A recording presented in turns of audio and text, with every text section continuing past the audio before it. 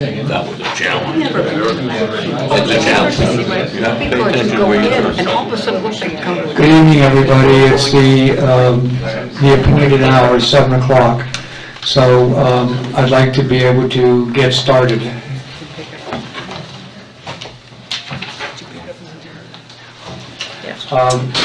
First thing I wanted to do, as you all know, since you were put off or put out by it, was that we had an executive session starting at 5:30 tonight to talk about real estate issues, and we'll go into more detail about that as time goes on, but that was the reason why you were all left out there. We were trying to finish up that discussion. And I thank you all for your patience in allowing us to be able to do that, because I know once you get here, and you came here to be able to get a seat and to be in a position to go forward. So when you put out your day and your evening to get here at the time, and then you were left out there in the waiting room, I appreciate that. Thank you. The second item on the agenda is the ordinance 218, Trails and Sidewalk Committee, and that was brought up at our last meeting, and there was a desire that it be changed to reflect that a majority of the members of the committee should be residents of the township, and that has occurred. We also changed the number of members of the committee who would be from the Trails Alliance, and that is now 1, and the number coming from the Planning Commission was also 1. So those were all, as I recall, those were the issues that needed to be addressed. We've amended that ordinance to that effect. There are also a couple of places where we have referred to individuals in terms of which as opposed to who, and I, being sort of pain in the butt about these things, have requested that those items be changed to whose. And so that is not a substantive change to what was previously presented. So, are there any questions? I'm calling it back up from the table so that we can deal with it. Are there questions? Yes, sir. Could you give us the names of the people on the committee? We could get a sense of that. Well, you know, that's a good question. It had been on the agenda that we would name who the committee members would be. But we aren't yet at the position of naming those. We're still collecting names. So with that in mind, if you know somebody, perhaps yourself, please tell me, or if it's not yourself, tell whoever it is you have in mind to get in touch with us. Probably the best place would be to contact Lisa of an interest in that committee. But it's an important committee, and it's going to have an opportunity to define into the future how trails and sidewalks are going to be handled in the township. Neither one of those have ever been done in a formal way. It's been kind of an ad hoc process.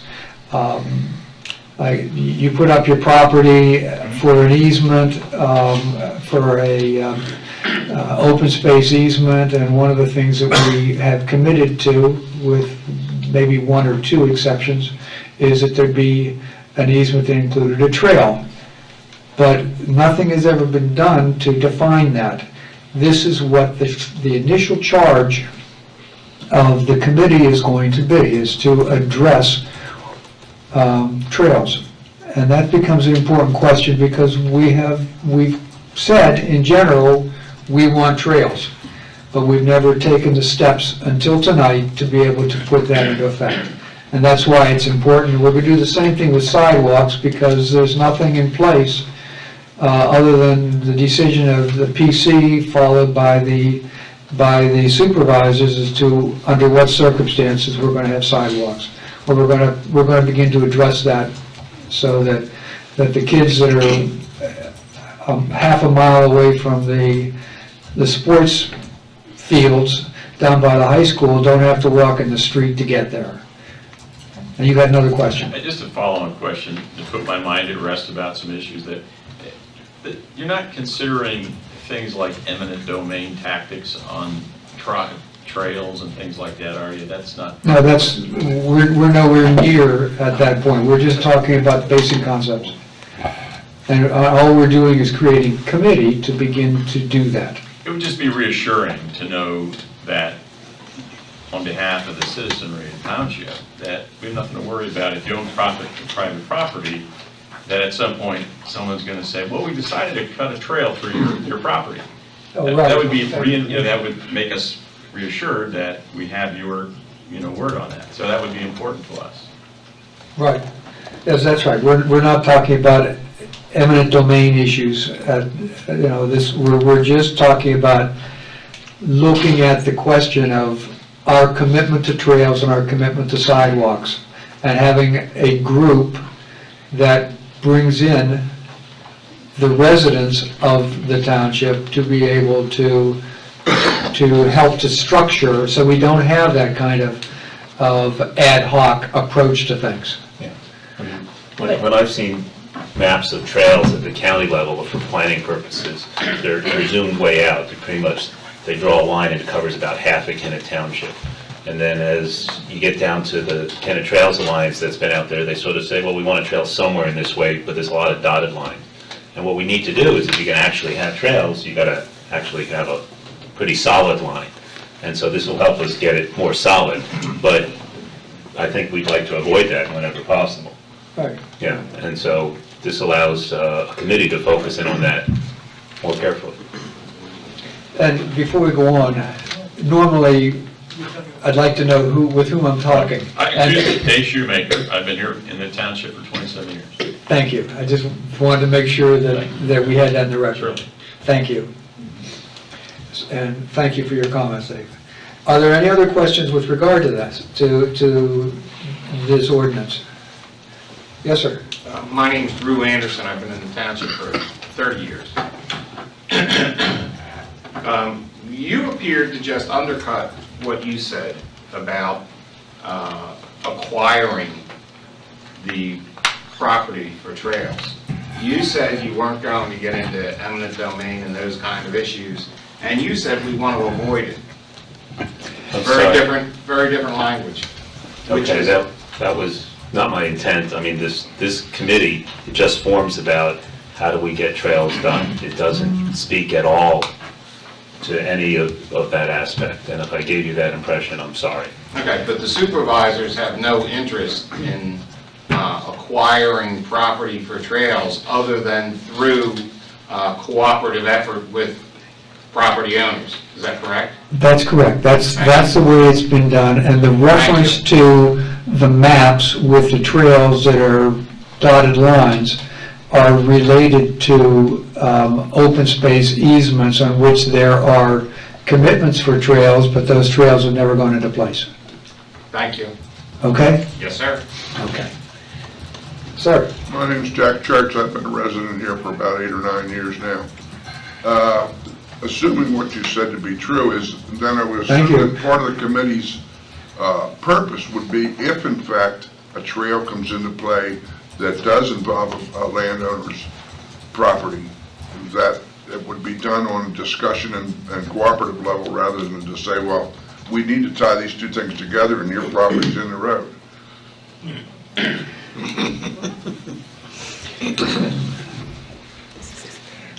I'm going to start again. There are commitments over the years for doing trails. There has never been anything that I'm aware of at this point that ties those things. What a trail is, it's not defined, I don't think, in any of our ordinances. And we haven't defined under what circumstances it would be appropriate or not appropriate to have a trail at a particular point. There's a trail that's supposed to come across 7 Points out here and come into this backyard. Hadn't happened yet, but we've committed to having it coming across from the land trust property and coming in as part of a trail that is in the back here, part of which is already there. All those details are done on an ad hoc basis. There are no rules and regulations, there's no guidances that are in place. So it's the three of us sitting up here say, okay, let's put a trail back there and this is how we're going to do it because our building crew comes through and says this is how we're going to do it. Well, what we were looking to do is to have a committee that's going to look at this and give recommendations and give guidance as to those occasions when it happens. There are people that have open space easements that include trail rights of way. Nothing has been done about those. And they're part of a grand scheme to be able to connect up various parts of the township so you can walk from the borough to the Delaware line. Those things haven't come together. And what we're going to try to do is begin to create the organization to allow it. We're not taking any action to take land or to force a trail. We're just trying to get together the package of concerns and rules and mechanisms so that if you want to do an easement, you can come and take a look at a book upstairs and see what is involved in having a trail. Right now, none of that exists.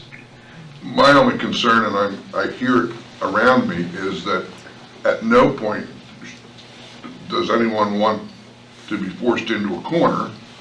And so, will there be some ruling or vehicle which will say under no circumstances would we ever do such a thing, regardless?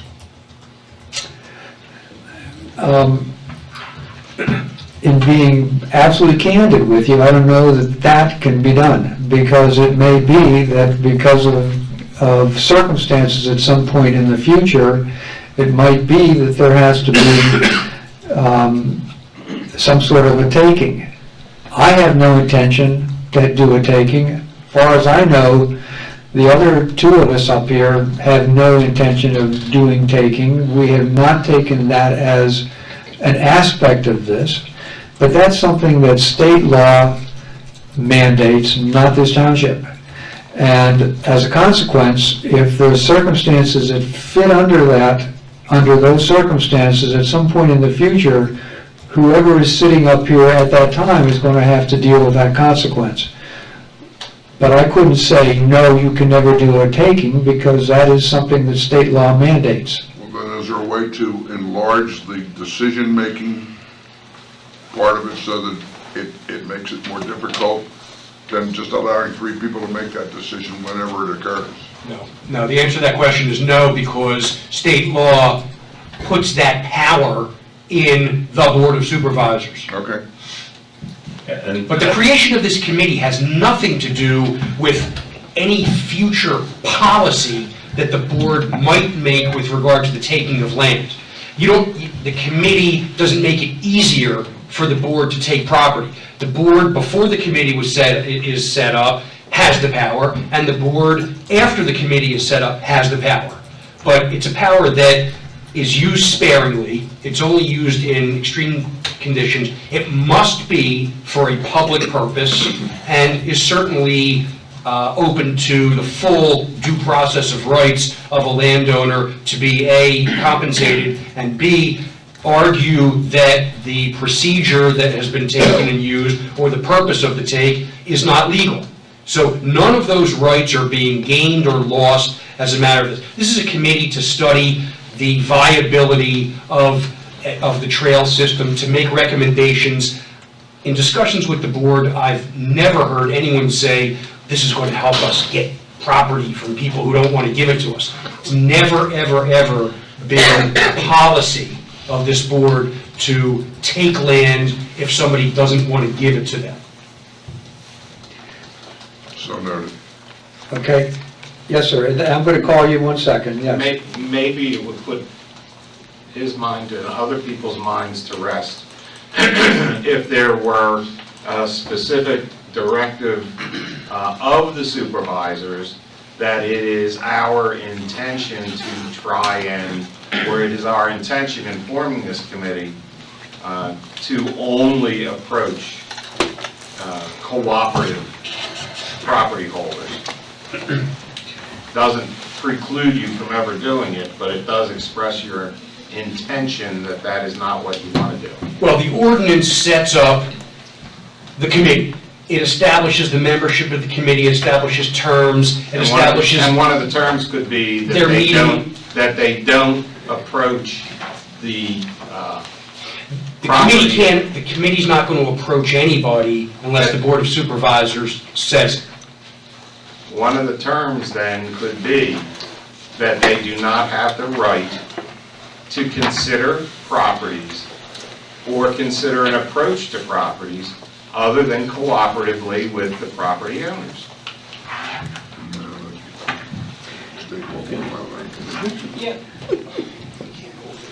The state has very strict eminent domain laws, so if we ever got into that situation, That doesn't preclude you it from... doesn't preclude It me, doesn't but preclude you from eminent domain. What it does is put the residents at rest that there isn't going to be starting out with the intention of a land grab. And one of the things that has been said by some people who have expressed interest in that committee is that there's going to be one. Just saying, easy to put it to rest, put it in. One of the intentions is that that's not an available option for the committee. Still an option for the supervisors. Well, we've already said, I've said a couple times tonight that, and the other supervisors, I think I heard them say the same thing, is that we're not doing that. We have no intention of going there. So I think we've already done what you want. The committee itself is only going to make recommendations for policy to be considered by the supervisors. So whatever they present is going to come to us. We've already said we're not considering doing that. So I think we've done what you're suggesting we should do. But to go much further than that at this point, when we haven't even created the committee yet, it seems to me is perhaps at best premature. Okay, it's clearly you've made it on the record, and that's certainly helpful. From Yes, my sir. perspective. Yeah, I'm Jim Jacoby, and I respect what you've just said, and that's the current administration and what you're saying. It's just what concerns me is about a half dozen years ago, the New London, Connecticut decision of the Supreme Court basically said, you can say that, but eminent domain is up to anybody in power. I mean, they took over a 300-year-old set of properties to put in basically a shopping center because it would look better there. And that didn't fit the prior definitions of eminent domain by any means. And so what the Supreme Court of the land has said is they can do that. You can do that. Local government can do that. And that the state law saying you can't is superseded by the federal law. Well, I have to confess as a practicing attorney that there are many times I'd like to be able to stand up and say I disagree with the top court in the land and my voice carries it. But it hasn't happened yet, and it seems probable that it won't. So I don't think that I can do much to address your concern on that. What you're doing is, although you didn't intend to do it that way, but I think you're ratifying what the two ends of this table have already said, that it's eminent domain, I've referred to it as a state power, and the Supreme Court has ratified that it is in fact a state power. I don't know what else I can do about it. Let me add that the Kelo decision to which you're referring did not go to the power of a sovereign government to condemn. It went to the definition of what a public purpose is. Previously, economic development prior to that case was not considered a public purpose and would not have been a sound reason on which to base a taking. After that case, economic development is a public purpose and can be a reason for taking. So that case did not widen or narrow the ability of this Board of Supervisors to take property for a public purpose. It just changed what a public purpose is.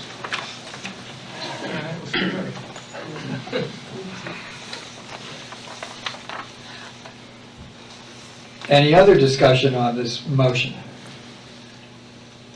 Not hearing any. May we have a vote? But to move for adoption of ordinance 218. Thank you. Second. All in favor? Aye. As well as I.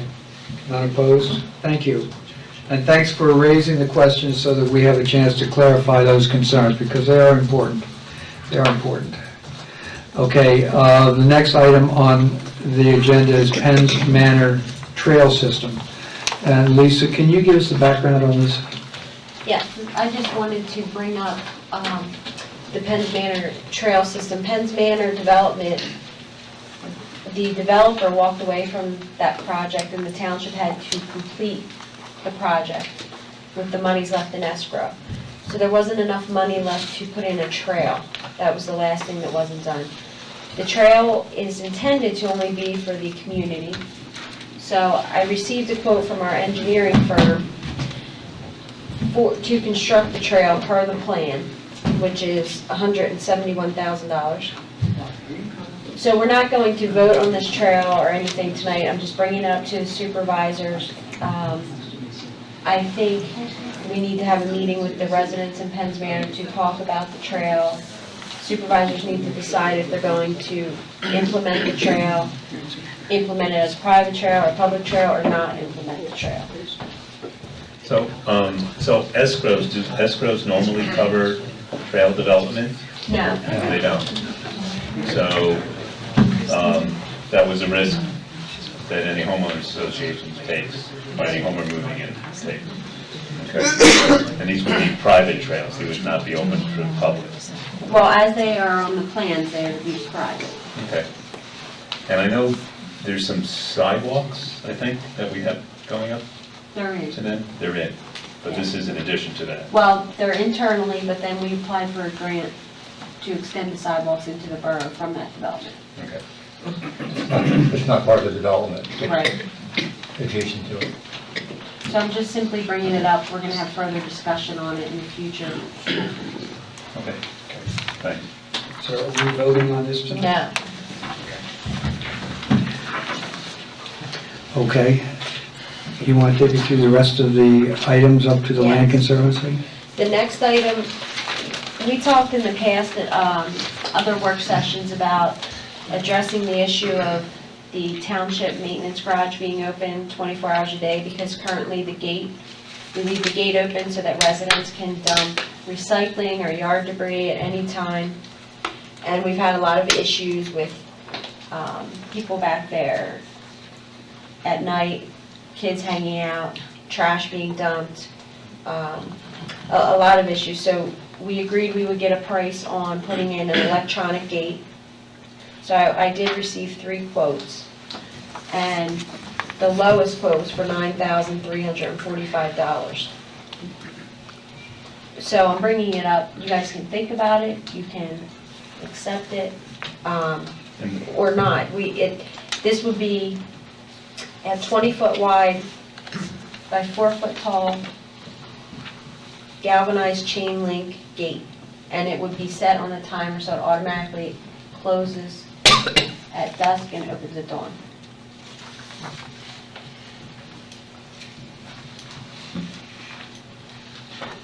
And you think that'll cut down on at least some of the, I think it'll cut down some of it, plus we're installing a camera back at the yard debris pile, so that might help cut down on illegal dumping. I don't think it'll solve the problem totally, but I think it might help. I don't know if Dell back there has any opinion on it, but he's dealt with it a lot. You're absolutely correct. I mean, it's an ongoing problem. So so that often happens after dusk or any time of the day? Do we have any idea? I don't know if I was presenting one way or the other, but it's a reoccurring problem to get items done. Cameras probably work better during the day, I'm guessing. Right? No, it hasn't, they have infrared Oh, they that do? catches the light. Okay, all right, Yeah, so they work fine at night. okay. And those are already in? Not yet, they're getting installed. So so this would be in addition to that? Yes, That's already committed to? yes. Okay. Do we want to go forward at this point, or to think about it further? Go forward, Ron. All right, would you like to make a motion? I'll move that we authorize installation of that $9,000 maintenance. I'll second. Okay. All in favor? Aye. Aye. None opposed? Thank you.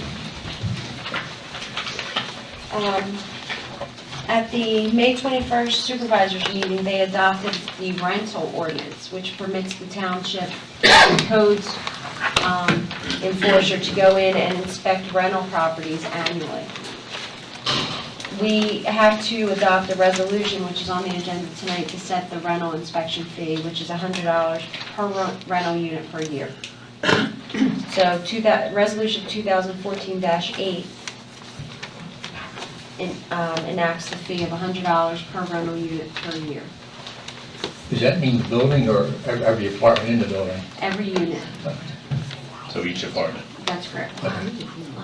And that should cover the cost when we do this, and you're going to reevaluate that cost Quarterly, quarterly, yes. and we can adjust it. Right. So it should be cost neutral to the township. Yes, unless there's major problems, it should be cost neutral. May we have a motion to that effect? I'll move that we approve resolution, whatever number she gave us. I'll second. All right, so let's do that here. Yeah, just an FYI, you want to maybe check the state, Pennsylvania state law on that, because I know Westchester used to charge a $48 standard fee and was challenged by, at any rate, the court overruled, said you can't charge a standard fee, and you can't inspect a property without due cause, with serious cause, but they said that it was once every 3 years, then it switched to now every 6 years. Now, I don't know if that affects anything you're saying, but that's how it reads. Yeah, well, we gave consideration to how to do that. We can't use the fee to make money for the township. All we're doing is recouping the expense of doing the inspection. And so our fee is based on that purpose. And it's going to be reviewed on a quarterly basis, as you heard Lisa just say. So I believe that we withstand any attacks on that issue. As far as I know, there are no restrictions at this point that would preclude us from having to do it less than once a year. And that's essentially what the ordinance says that we already adopted. So that the motion that is now on the table is to address the fee to charge per apartment unit, not the underlying authority to do it in the first place. But I appreciate your calling our attention to that issue, and we certainly will be alert to any complications which may arise because of it.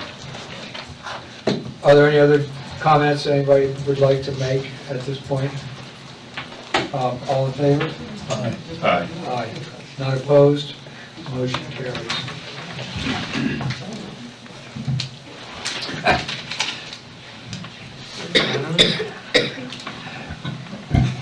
Although we've been getting a lot of people showing up at meetings for the last couple of years, there are a lot of you here tonight, and that's certainly exciting.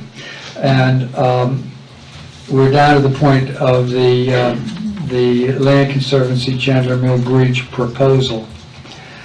I want to set up a couple of constraints as to how we're going to go forward. I'm going to make a statement, and then there's going to be a motion on the table presented that will be the focus of our discussions thereafter. Dr. Leff tells me that he wants to make a statement with regard to that motion, and then we're going to open it up to the comments of all of you who are here. So everybody gets a chance to be heard, and we'll go as long as we go. So I want to read this statement, which I hope lays the foundation for how we're going to go, what we're doing tonight. In the last month, I have been inundated with telephone calls, emails, and correspondence from throughout the township, sharing a broad spectrum of perspectives regarding the resolution of the Chandler Mill Bridge issue, as I assume had the other supervisors. Now, I want to take a moment and go away from what I've just started to say, and I want to call to your attention a young man sitting over here named Kyle. I got a phone call on today's Wednesday, on Monday afternoon, saying there was a young man that came into this building and turned in a card. And I was touched and appreciative that our democratic efforts are reaching down on important issues all the way to all levels of the community. And I'm going to read it to you because it's a very lovely card. So it says, "Save the bridge," and you forgive me, I don't recall what the term is for that, but there's an eyeball, I, and a heart, love, and it's written bridge. Inside is another heart with the bridge, I heart the bridge, and it says, "We are a family of 5, and we really love the bridge for riding bikes and walking and running. Thank you. Please protect the nature preserve. Kyle, age 7. And I went up while the meeting started, and I wanted to make sure that the young man that came in was in fact Kyle before I called him to everybody's attention. But I do appreciate, Kyle, I do appreciate you sending me this letter, and it's important to me that I received it, and that's why I wanted to share it with everybody. So I'm going to give it to the township manager and ask her to keep it as part of the minutes for tonight's meeting.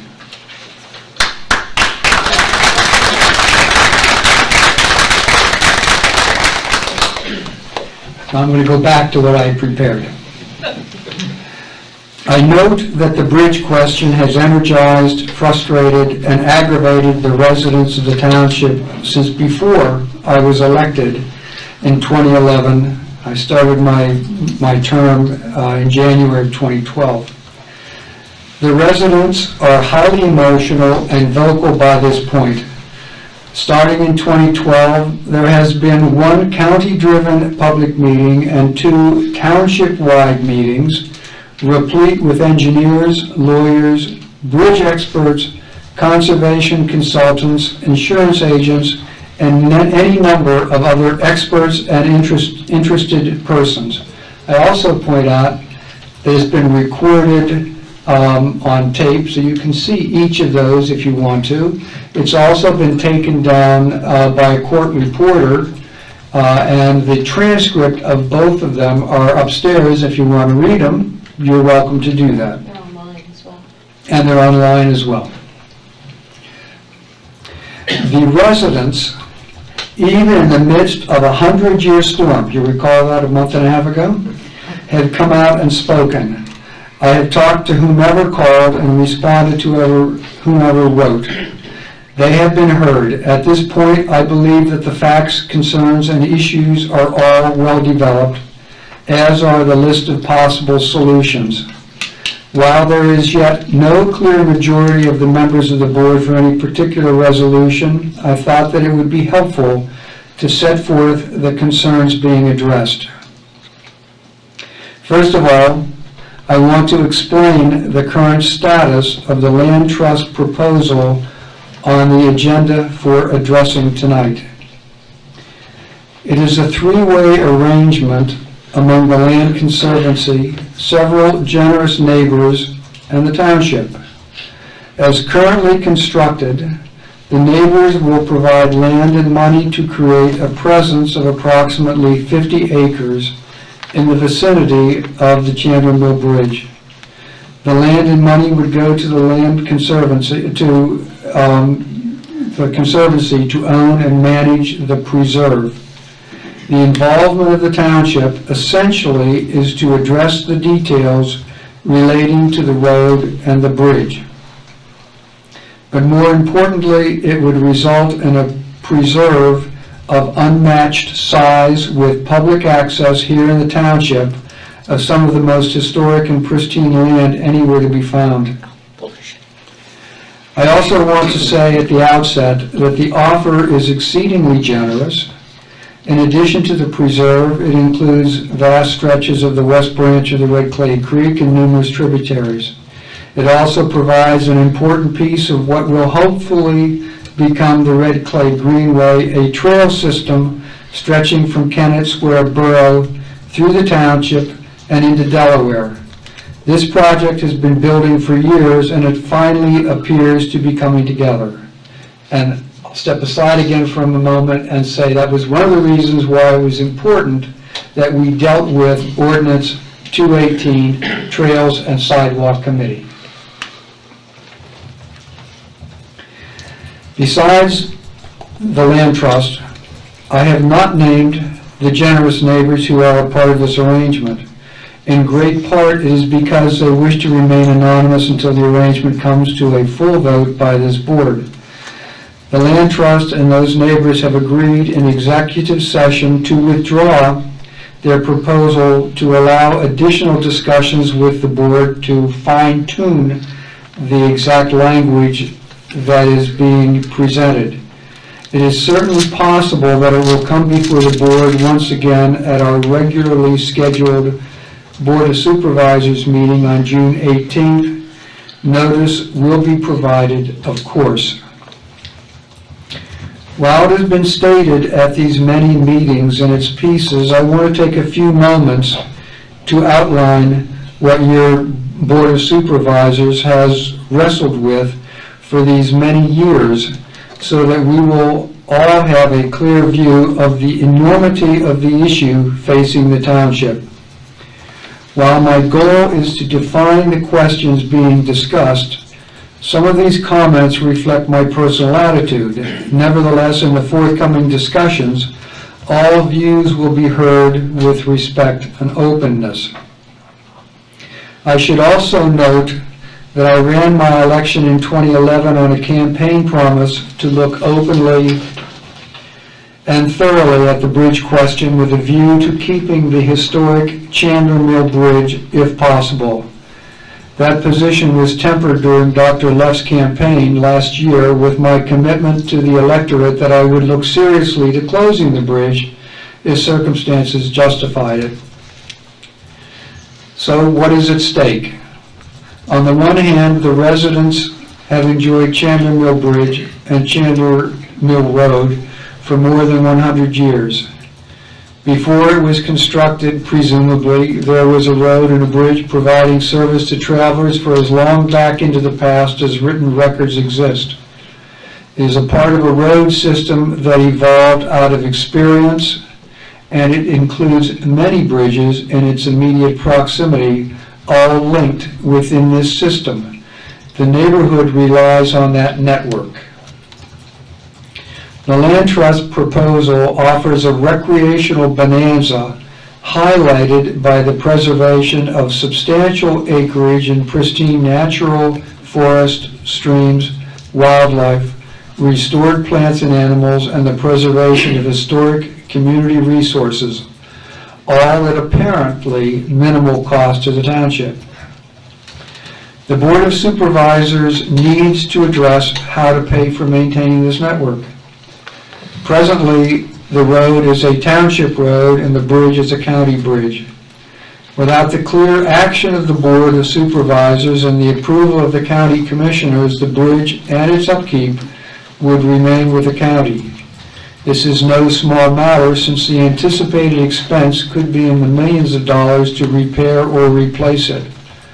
Ongoing upkeep adds to that financial burden. For the township to close the bridge or repair it would require the township to take ownership of it. What are the opinions of the residents?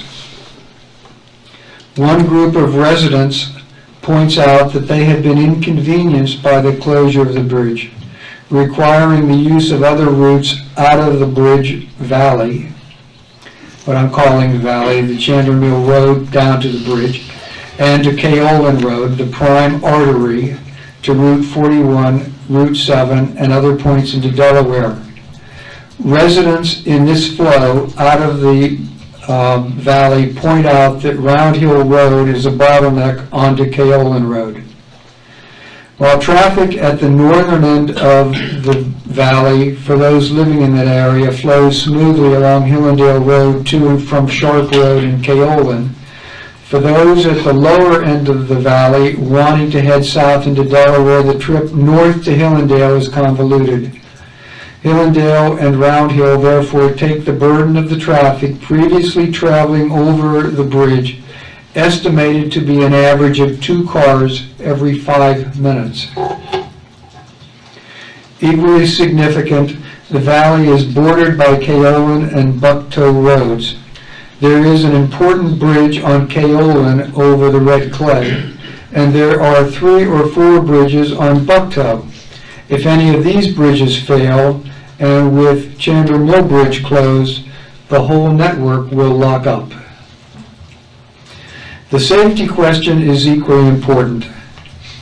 For emergency vehicles emanating from either Longwood Fire Company or the Kennett Fire Company, the flow in and to the valley would be fairly direct and unchanged from previous experience when the bridge was open. However, the road is narrow and windy, and there is currently no way through due to the bridge closure. For an emergency being addressed by either Longwood Fire or Kennett Fire, access would be the same as before the bridge was closed. However, if either or both of those fire companies are otherwise committed, or the emergency demands it, then backup emergency service would be needed. The 2 primary services are Avondale and Hockessin. Typically, if the emergency call goes out, they all answer. Presumably, Avondale could access the bridge vicinity from either Bucktoe Road or Chandler Mill Road, but could not cross from one to the other. Hockessin, on the other hand, would presumably come north on Kaolin or Bucktoe roads and need to go north to Round Hill or to Hillendale and return south on Chandler Mill Road. Round Hill is very narrow and winding, as is Bucktoe Road. Either route would add additional time to reach an emergency in the area of Chandler Mill Road close to the bridge and be impacted by the character of those roads. If other bridges are out, then this bad situation is compounded. I am told that minutes count, and am reminded of when I stood on the side of the road talking with 911, waiting for the ambulance to arrive to care for my son who had a motorcycle accident at Marshall Bridge and Route 82. The seconds were minutes and the minutes were hours, while my son was on the road and in potentially mortal risk. The fire chief for Kennett Fire tells us that he can manage with whatever we decide, but he candidly observes that he does not favor closing the bridge. A.J. McCarthy, son of our police chief, fire chief of Longwood Fire, on this theme recently wrote in part, "Closing a bridge and separating a portion of the township for longer response times is a bad decision. I would have everyone ask themselves this simple question. If you or your family are trapped in a car or a house that is on fire, do you want me to take the quickest way there to save you, or the route with the quaint scenic view? He cuts to the chase. Quick response is vital in health emergencies. I believe it is a goal of good government in such emergencies to minimize risk whenever possible. When life is on the line, the victim has a right to expect that the fastest response will be employed. But what if the substitute roads are too narrow and windy to be able to handle the emergency equipment that is required? At the May 2014 Kennett Area Regional Planning Commission meeting held last week in Pocopson Township, a Pocopson supervisor told us of the fire on May 20th in Pocopson that gutted a 2-story average-sized home on Washington Lane. This was a township development in Pocopson that had been there for 30 or 40 years. First fire. First, it only takes one. You can read about it in the Kennett paper of May 29th. It occurred on a township road and it involved only one home, which had direct access for emergency vehicles. 9 fire companies showed up to fight the fire. Longwood, Kennett, Westchester, Fame, Goodwill, Oxford, Modena, Pomarlin, and Concordville? 9. The house was burned to its foundation and the family members were left with nothing but the clothes on their backs and their dog. A fire on Chandler Mill Road with only one fire company will jam that road. Add another fire company and nothing will go through. Add more fire companies and the water tankers won't be able to get out and return with water. If the vehicles can't get over the bridge, there will be no hope. Remember that this small fire in Pocopson involved 9 fire companies. Also recall that it is the goal of this proposal to create a preserve with a broad developed trail system. Imagine a hiker falling and breaking a leg and having a heart attack in the preserve, or a Cub Scout overzealous with his Christmas present hatchet gashing an artery at his campsite. I submit that minutes count. When I took office, part of my oath was to protect the health and welfare of the residents of the township. I take that vow as seriously as any vow that I hold. I cannot allow a dangerous situation to exist when I know it is preventable. I do not want it to be on my watch that someone died because the emergency services could not get there in time. That is just not acceptable to me. Another group of neighbors suggests that closing Chandler Mill Road offers a significant service to all of the local residents, in fact to the township, if not to the entire region. They argue that the quality of life for everyone is improved by the closure. The air is cleaner, the noise is reduced, the trash is diminished, the wildlife, fauna, and flora are rejuvenated. I hear of the return of the barred owl as proof of this. I hear of the families who share walks, runs, skateboarding, and biking adventures along the road. We heard from Kyle tonight. I hear that land values traditionally improve in the vicinity of the community parks, and that generous neighbors will grant substantial acres of this prime land, replete with water, flora, and fauna, and historic community resources for community access and enjoyment. There can be no doubt that all of this, nay, any of this, would be a wonderful addition to a unique township area, making it a jewel for the community and an economic boost to the area. Those supporting closing the road argue that opening the bridge will encourage traffic and noise and other pollution to this area. It is suggested that the traffic load will force the township to straighten Chandler Mill Road and require it to be widened and repaved.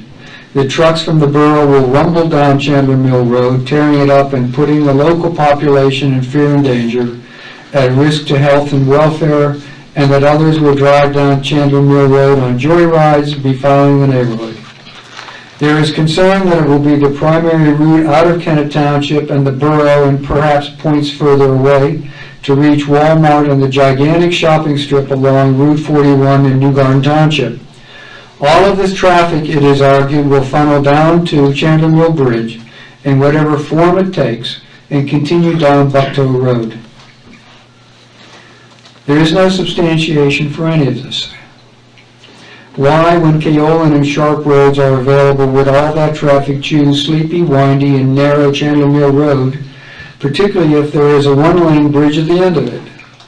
When the bridge was functional, it degorged approximately 600 cars a day. That amounts to 25 cars an hour, or less than 2 cars every 5 minutes.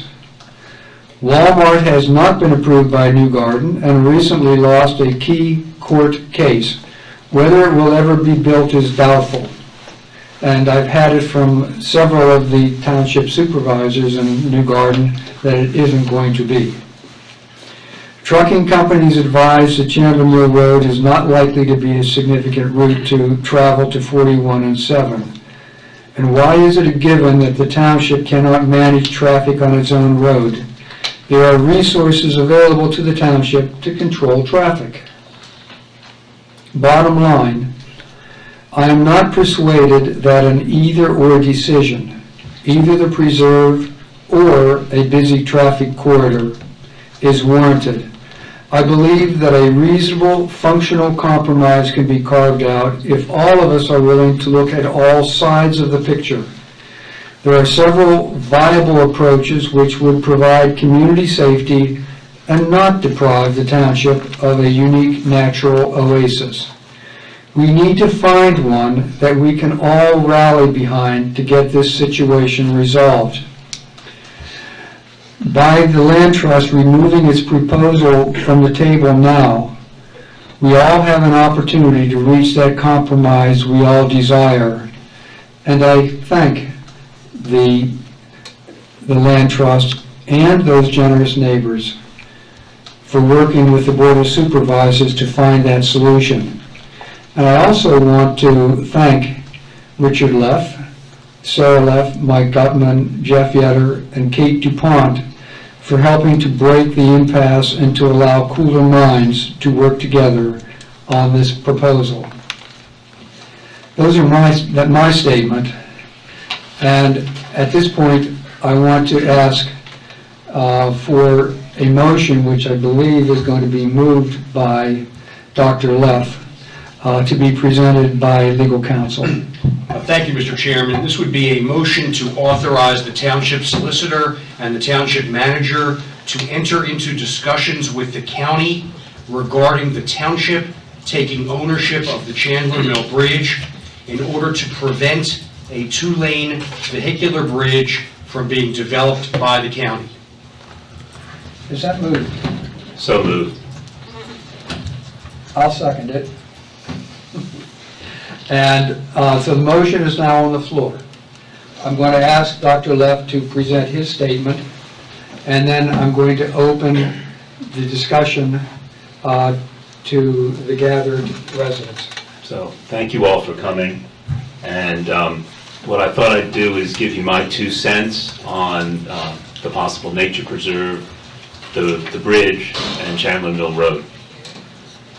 Over the past year, our Board of Supervisors have heard, as Scudder said, quite a lot about the fate of historic Chandler Mill Road Bridge. That bridge, which is currently owned by Chester County, was closed in 2011 and is currently slated for replacement with a modern 2-lane bridge. However, our township does have the option to assume ownership of the bridge from the county to pursue other options, and that's what I'm moved today. Many of our residents hold very passionate views on this issue, all of which we've been carefully considering. These views are driven by desires for vehicular access, historic preservation, trails and bicycle usage, emergency vehicle access, and also the wise use of public money. To get a better grip on this issue, we recently commissioned a comprehensive engineering report, actually our engineers in the audience tonight, which considered 5 main options available to us. We've held extensive public information session with presentations and comments from all sides of the issue. And most recently, we presented with an offer from some residents in a local land conservancy to make the bridge the centerpiece of a new nature preserve and growing trail system, if the bridge is to be renovated as pedestrian only. In the end, I believe we now have to decide between three major options, none of which will completely satisfy everyone. The first option is for the township to do nothing, allowing the county to proceed with tearing it down and replacing it with a PennDOT standard two-lane bridge at a construction cost of nearly $2 million. Almost all of this cost will be borne by the Federal Highway Trust Fund. Now, you may ask that you pay taxes for that trust fund, but in fact, that fund has had to been bailed out by the federal government by adding money to that because the revenue coming from the excise tax on gasoline hasn't kept up with it over the years. Now, stay with me on the math for a moment, but there's about 100 million taxpayers in the U.S. who recently contributed to this fund by that means. So therefore, the cost is about 2 cents for every taxpayer in the U.S.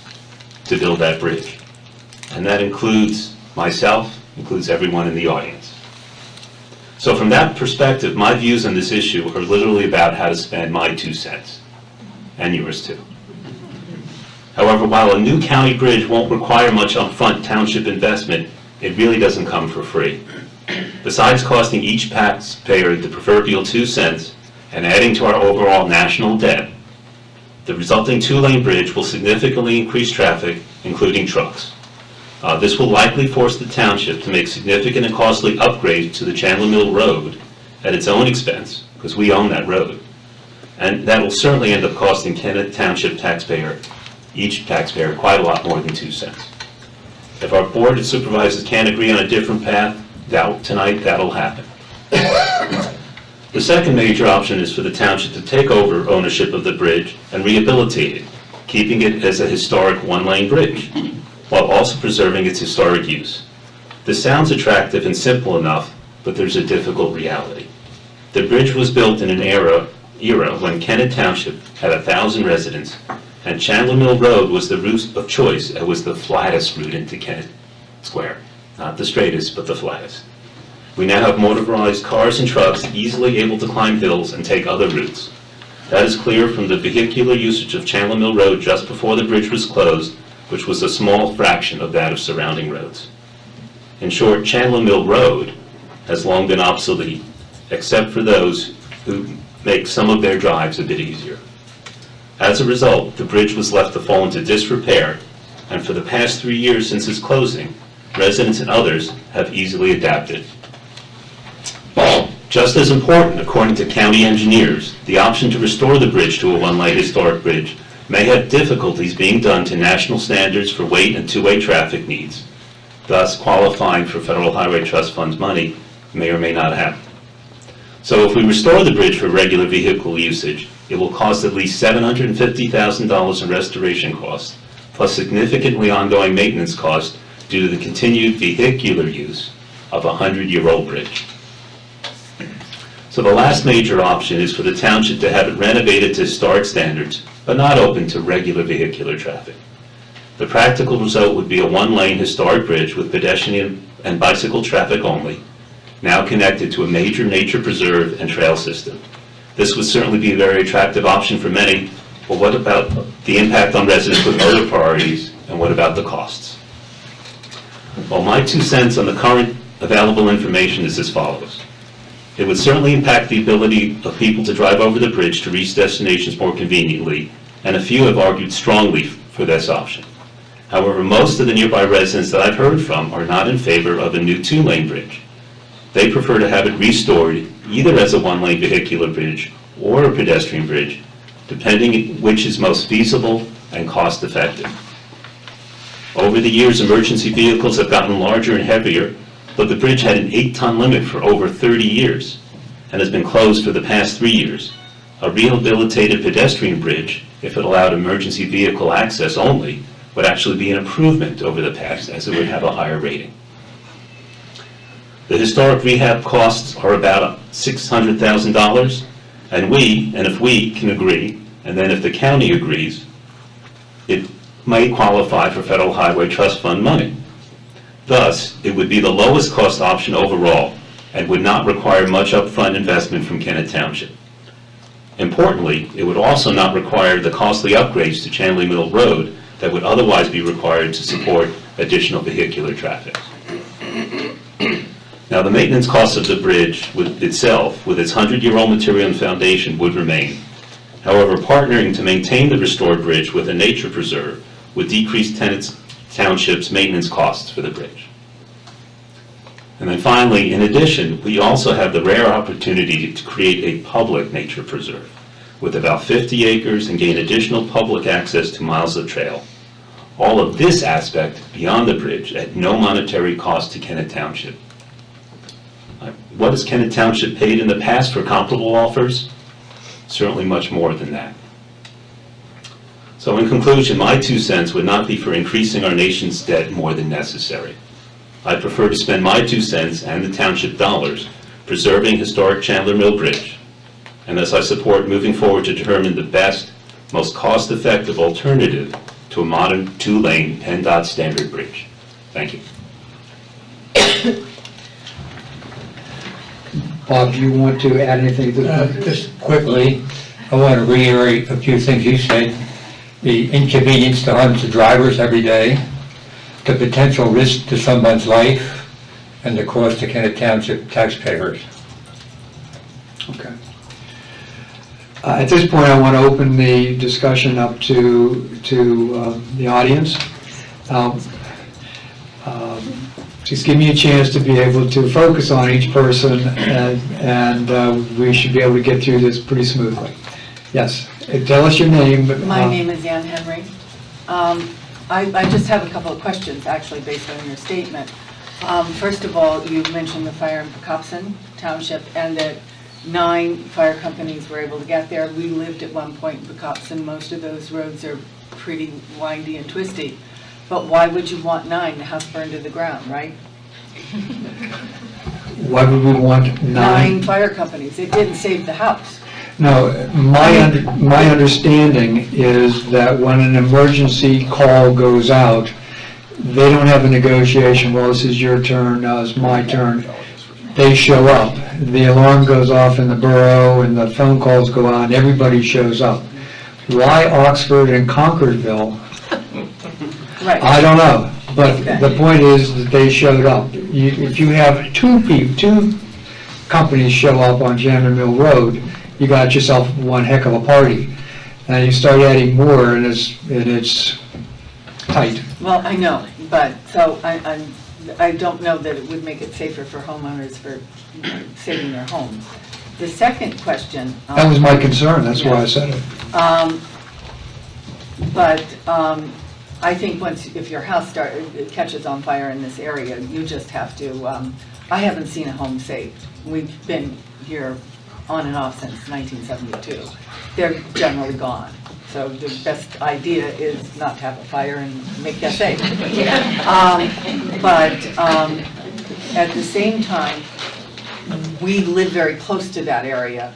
And I think that the traffic, it's a very dangerous area. And one thing that I think we all appreciate down there is since the closing of the bridge, they have addressed the stop sign issue. And I talked to the officer, Albert McCarthy. For a long time, that so many people had to die before the state would change the, so forth. I do understand that traffic accidents are down since that bridge was closed. That the people shooting in from Route 7 and so forth, down Kalen Road, turning on it, that's just dangerous. I don't know that you want another side. I think that that's one advantage of the bridge having been closed, is it's a safer area for driving. And I just wanted to make that point. Good, thank you, thank you. Are there, yes? John Mahar. Dr. Lee, I just want to make a comment about the historic nature of the bridges. You referred to it, and it's been referred to earlier. And looking at the engineer's report and some of the studying and talking with people, I am of the opinion that any repairs or restoration to the bridge will lose its historic registration. I don't think that the repairs that can be made to make the bridge safe will be such that we can maintain the registry? Thank you. Let me comment on that.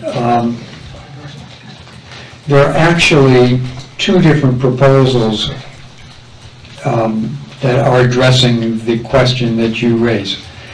And I'm going to make reference to option 5 in the presentation that was brought out at our public meeting at Kennett Fire Hall.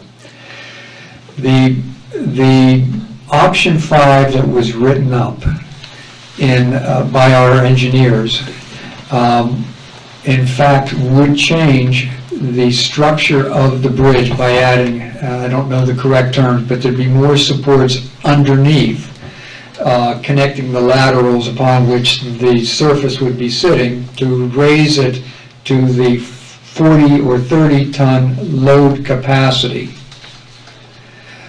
And that, I am satisfied, would most likely lose historic certification because it would be substantially changing that bridge from what it was 100 years ago. The historic record is in fact the understructure, the substructure of the bridge.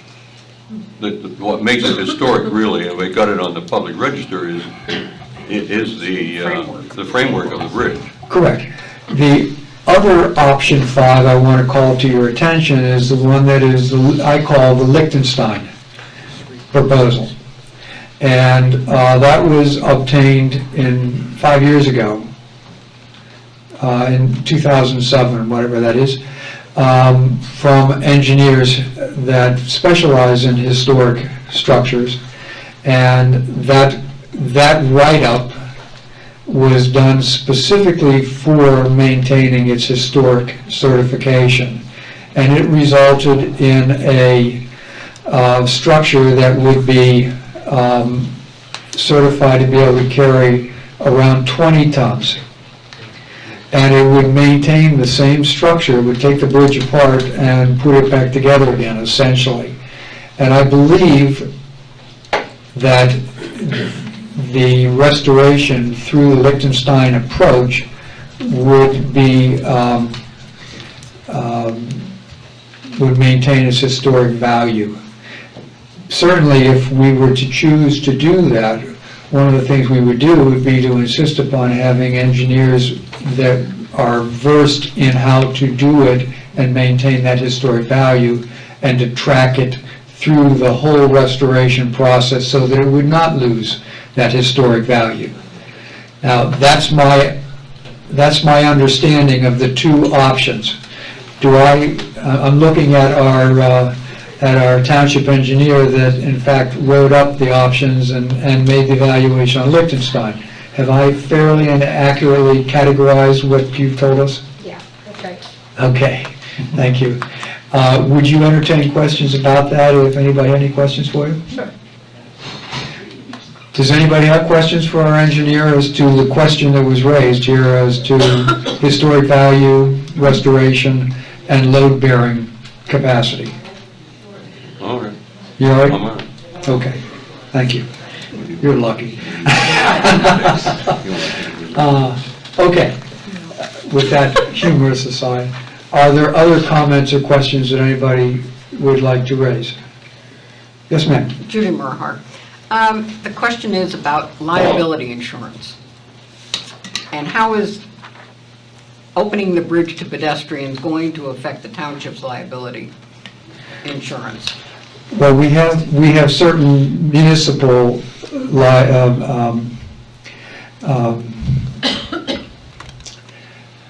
can't think of the right words for it. We are protected at a certain level, and I'll let council fill in the words for me. But we also have lots of insurance. Okay, but this is a very litigious society, Right. and people will sue if they stub their toe. And every time you have a claim, your insurance goes up. Now, is that going to affect the tax rate in the township? No. Why not? There's an umbrella policy that covers all township-owned property. And township owns roads, as you probably know, and there's a lot more accidents that occur on roads than as you say, people stubbing their toes. When somebody files a suit, it is defended by the township's insurance company, and that's why the township pays a premium to have that insurance coverage. The cases usually settle, and there's a payout, there's a payout. Lisa may know more about the premium rate structure, but you can't say that the second somebody falls on the bridge and sues the township, that the township's general umbrella liability insurance policy is going to increase its premium. And it's designed to cover all incidents like that that occur. Now, if there is a massive increase in the number of claims and the number of payouts that an insurance company has to make in that regard, there may be a premium adjustment. There will be. But that would go for any development that goes in the township. When the roads are dedicated to the township now owns more roads on which more accidents can occur and on which more claims could occur. So this would be in that category, and you're talking about how many ever feet the span is, and I don't know that this bridge is any more likely to cause somebody to fall and slip and fall or injure themselves than any other road would for any vehicular traffic in the township.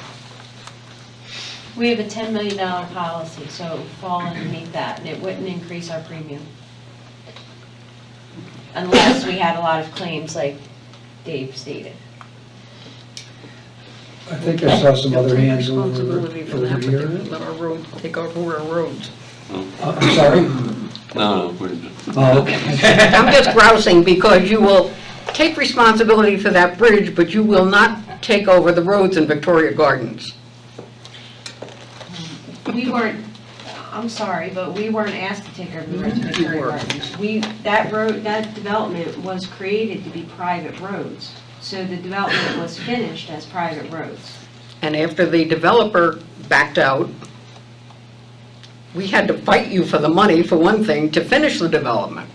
And then our understanding was that the township would take over the roads, which has not happened. But that's a completely different subject, so go back to the other one. Were there hands over on this side? I thought I saw hands before. All right, so, yes, I'd sir. just like to make a statement. Sure. I live next to the Chandler Mill Bridge, next to Sandy here, and John and Lizzie Wilkins, who could not be here tonight, asked me to, express their desire to not have the bridge open, and so did Bob and Diane Wilson, who live adjacent. They could not be here either. I had sent each of you a letter, kind of my expression of interest, and I'd just like to read a couple paragraphs from that to make a point here. As I mentioned at the last meeting, my wife and I have lived adjacent to the Chandler Mill Bridge for 15 years, and we are opposed to the replacement of the bridge that would ruin this country way of life. Preservation is part of my heritage. My grandfather was a county commissioner from 69 to 72, and he, along with my father, were both involved in local politics for most of their adult lives and instrumental in land preservation in Chester County. More specifically, my father was a key player in the formation of the Buck and Doe Trust, which facilitated the preservation and donation to the Laurels Preserve, the former King Ranch property in West Marlborough Township, to the Brandywine Conservancy. This, as you know, is one of the most recognized land preservation efforts in the region, and in some cases a model for national preservation groups. The King Ranch project was an ultimate example of executing on an opportunity that resulted in preservation in perpetuity. And I'd like to refer to my last paragraph, which is the offer before you for this township to receive a donation of 50 acres of land for a new preservation or park system for all residents to use as an opportunity that cannot be passed up. You have the ability to create a legacy that all future generations will benefit from. The cost to any township to purchase this opportunity would be in the millions. And yet, it is free in this scenario, at no cost to the township residents. The complaints about the cost of maintaining the bridge are dwarfed by the value of this opportunity and this donation. Thank you. Thank you. Are there other comments that anybody would like to share? Yes? Hi there, Jonathan Jordan. We talked about safety earlier, but safety, there's always a cost benefit to it because otherwise you'd have roads and bridges all over the place and you build more roads and more bridges and widen Chandler Mill Road and straighten it out. But, you know, there is a limit to how much we're going to do. Like the first commenter said, if there's a fire, chances are the structure's not going to be saved. If there's a life-threatening emergency, they're going to have a medevac, which doesn't rely on bridges. So really, I think the safety issue, although it's an issue, it could be overblown or it could sort of be given too much emphasis here because, again, when you're in a rural place, you're trading a little bit of the convenience of having that fire station right next door and right there able to help with being in a rural environment. And again, I mean, you live on Chandler Mill Road, it's a windy road that you really can't have a fire truck screaming down at 100 miles an hour. So if that was the only consideration that we were going to make, then you know, why not build more bridges, more roads, and you know, so plus the road's been closed for 3 years, and you know, I mean, things can happen, but I just, you know, I don't want to overemphasize the safety aspect because it's always got to be evaluated in a cost-benefit type of a fashion. Thank you. Sir? I have a question actually relates to safety. I'm sorry, Tim Henry. Thank you. And it was Dr. Left's third point he was making. Did I hear you correctly in saying that that third option would be to refurbish the bridge for pedestrian and bicycle traffic, but I thought I heard you add emergency vehicle to that. Mm-hmm. Could you expand on that just a little more? Because that may alleviate, as I heard it, Right. in my mind, it alleviated the safety concern. Well, I mean, so we've all spent different times learning about these issues, and Chandler, that area of Chandler Mill has 2 access points. This would be a 3rd access point too. And one of the concerns that has been raised is, well, what happens if the 2 primary responding units, that of Kennett Fire Company or Longwood Fire Company, are otherwise occupied? And that does happen. There are probably accidents on Route 1 where that occurs. But you don't, you know, and you could put in a 2-lane wide road bridge and that would solve the problem from that point of view. And people that do try to save lives and save homes want to get to there as fast as possible. I certainly know that from when I was in training in hospital as an intern and residence on code teams. You want to get to wherever you need to go as fast as you possibly can. And if you don't have something that allows you to do that, it's a problem. The issue is, how much do you want to spend to get to a certain number of residents in a certain scenario as quick as possible? And I view it mainly in terms of ambulance access, which are a lot lighter than fire trucks. So when I was reading through some of the reports, if you made some modest changes, you could actually raise the current 8-ton limit before it was closed on the bridge. And that might support ambulances without much of an issue, and maybe even fire trucks later on. But I was focused on ambulances and trying to get them there as quickly as possible. At the same time, though, unless it's open for regular vehicular traffic, how can you possibly meld the two? So if it's pedestrian and bicycle, well, so we're exploring some options to see if it could be emergency only.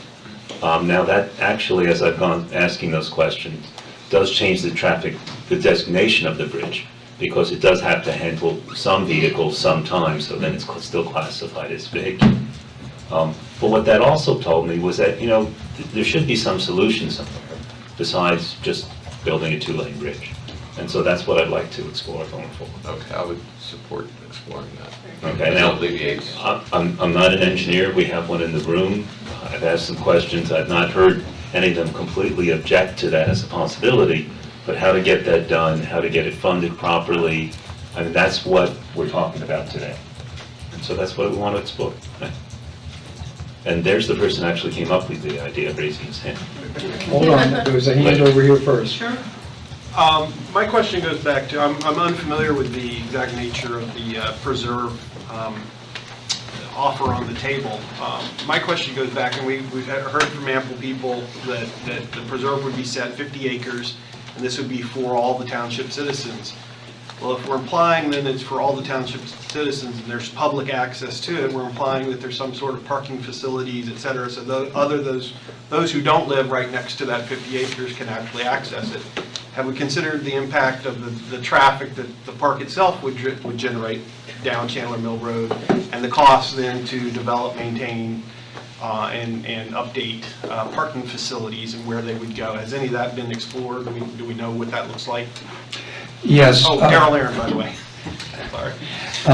Thank you. And the answer is that yes, there are tentative plans that have been sketched out, they're ideas, for whether it would be a cul-de-sac, whether there'd be parking lots on the side, how that would fit together.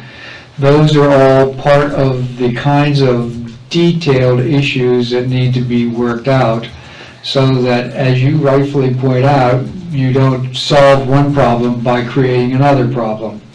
And so that's the reason why it was important to just sort of back up on the question of that proposal, so we could start to fill out the details rather than in sketch mode, but in detail. It's sort of, everybody started rolling their eyes when I said this in our executive committee session, which I understand I'm a lawyer, so I do this sort of thing. It's one thing to get a one-page proposal letter for buying real estate. It's another thing to sign an agreement of sale that's 8.5 by 14, single space, printed, 30 pages long. They both will do the same thing, but generally speaking, if you're buying the property or selling, either way, you'd prefer to have those details filled out so you aren't surprised when you get to the settlement table. And that's one of the questions we need to address, and I thank you for calling our attention to it. Thank you. Mike, I think your hand was up next.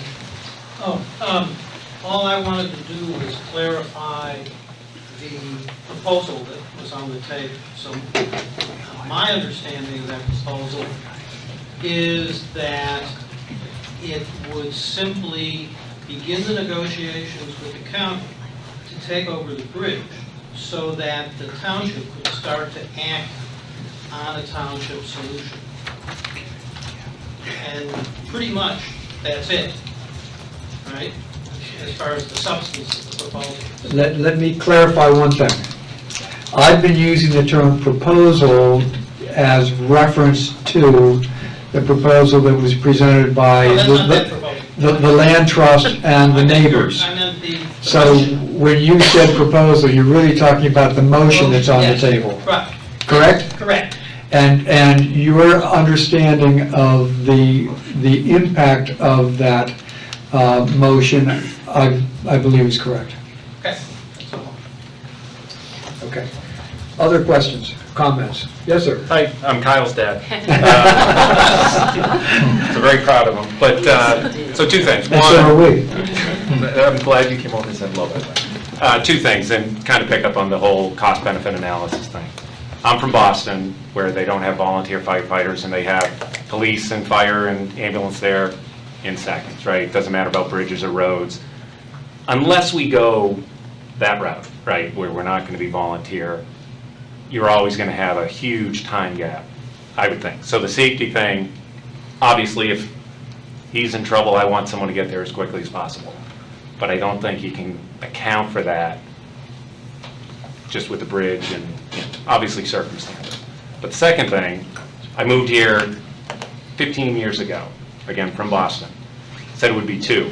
It's a great place. It's, you know, beautiful, rural. Rarely, because I saw this happen all the time up there, rarely when you make this type of drastic change in a 2-lane road there would be drastic. 1, there's obviously never going back. And 2, it changes the character, rarely improves it. I don't want to move back to Boston. I like it here. Let me stay.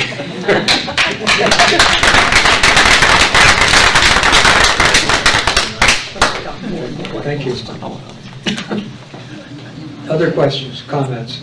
Traffic is horrendous.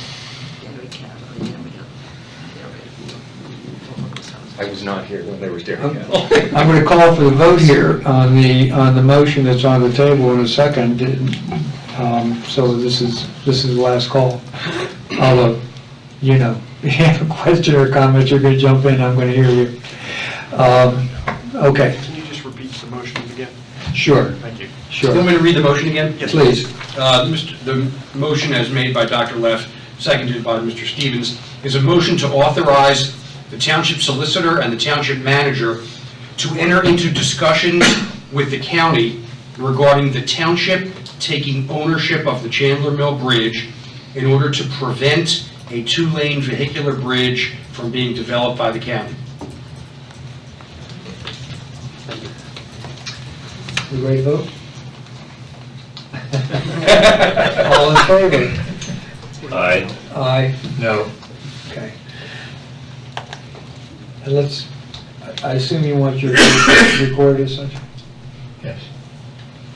Okay. Motion carries.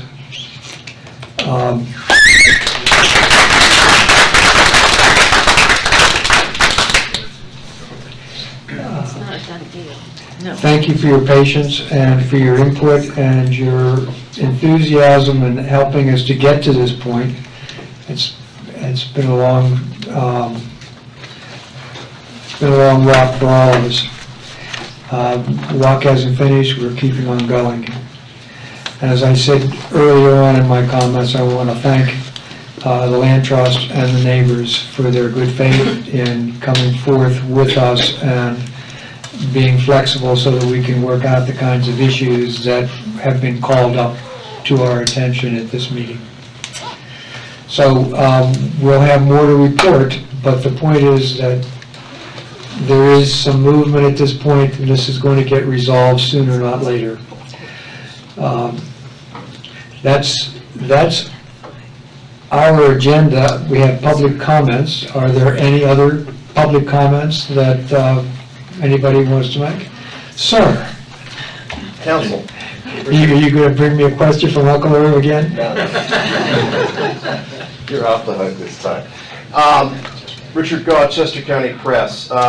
So now that one hurdle has been leapt, what's the next step? And how much do you feel the issue of compromise will be the determining factor in this, in determining what will eventually be there?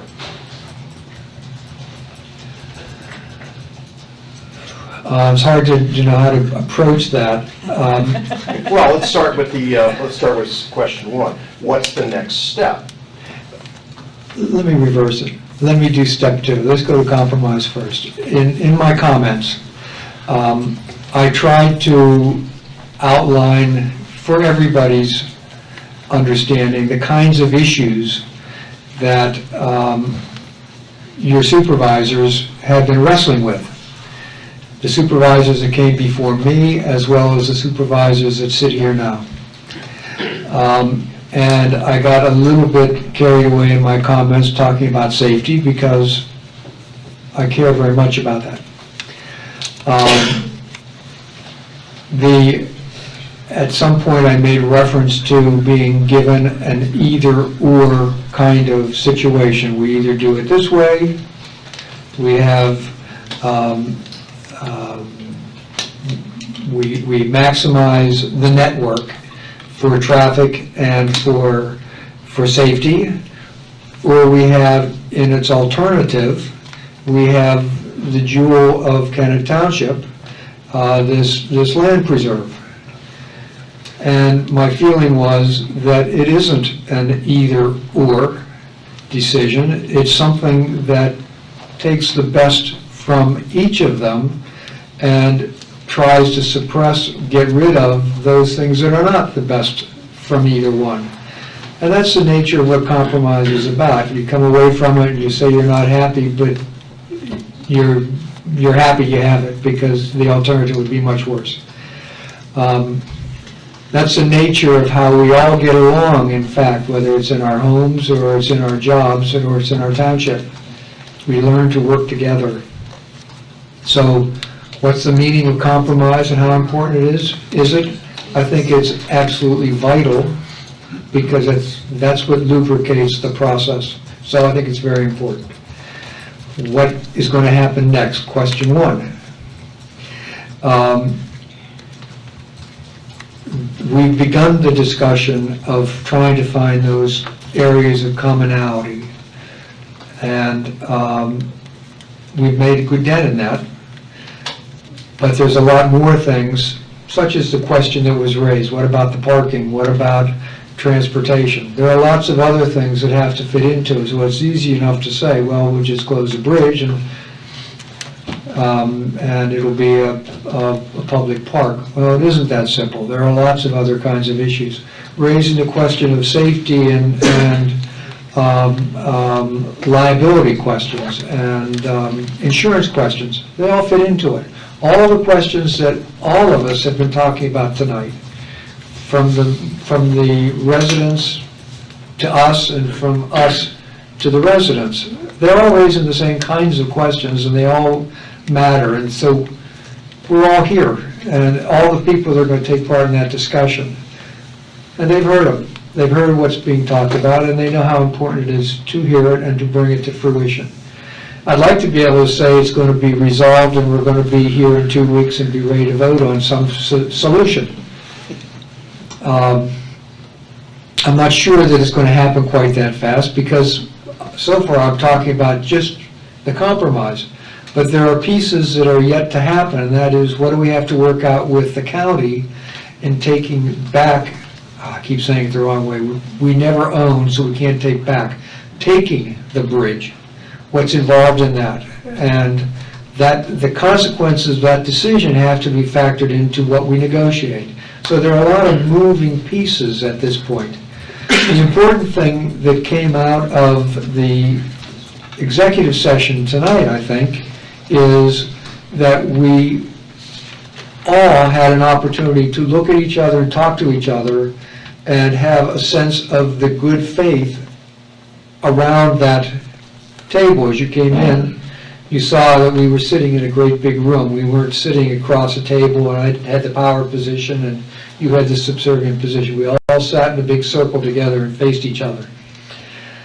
We have sense of the good faith of each of us in entering into this discussion, and that's what we're about. And so that's going to make it move, and even though there are pieces that are outside of our direct control, such as the county commissioners, but we're going to do absolutely the best we can to get to the place that we all know we want to go.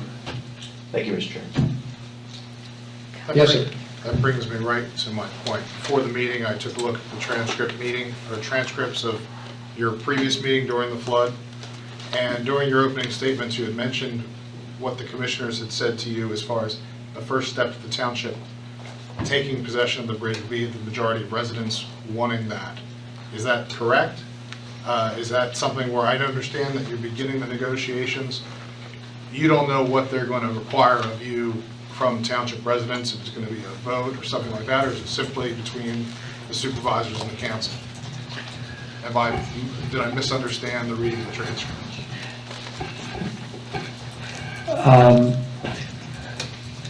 They haven't given you a specific The reference in the transcript was to a meeting that the supervisors and the township manager had with the commissioners a year or year and a half ago.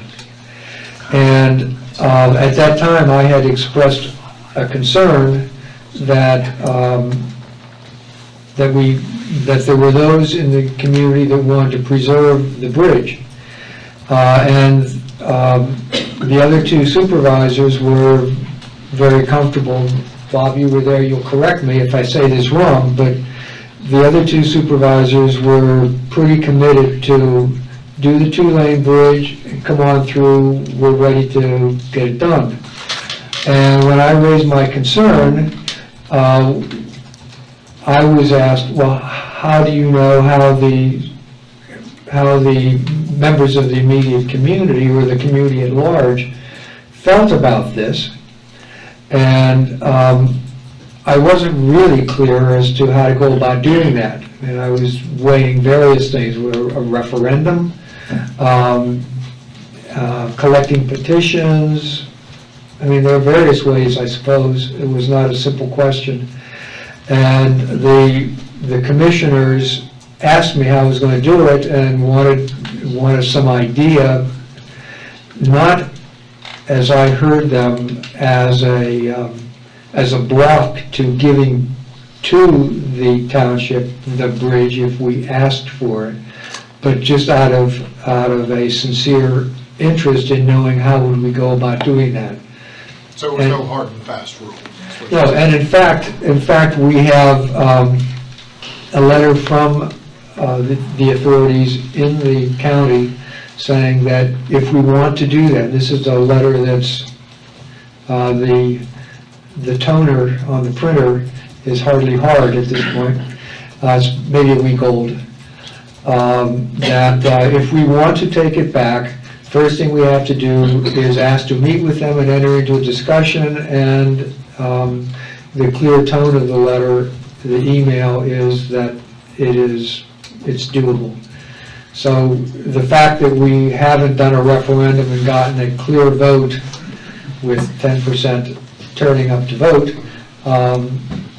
one way or the other, is not going to prevent us from moving forward with this. Okay, thank you for the clarification.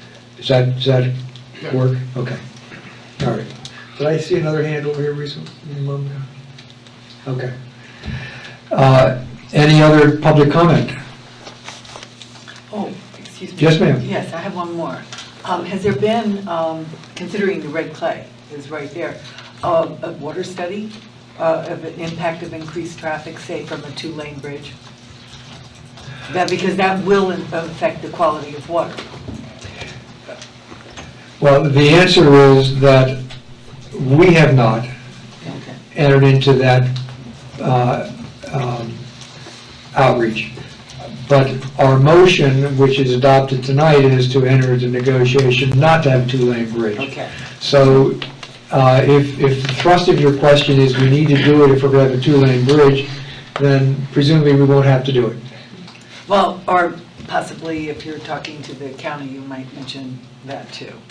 Okay. You know, it's just because with the Dowd's water here and Brandywine was just recertified Jewel of the Nation, actually, with at the Laurels, which was mentioned, the water project there. And we're really cleaning up the water in this area. And so that would be maybe ammunition with the county if somebody there doesn't like the idea. Okay. Thank you.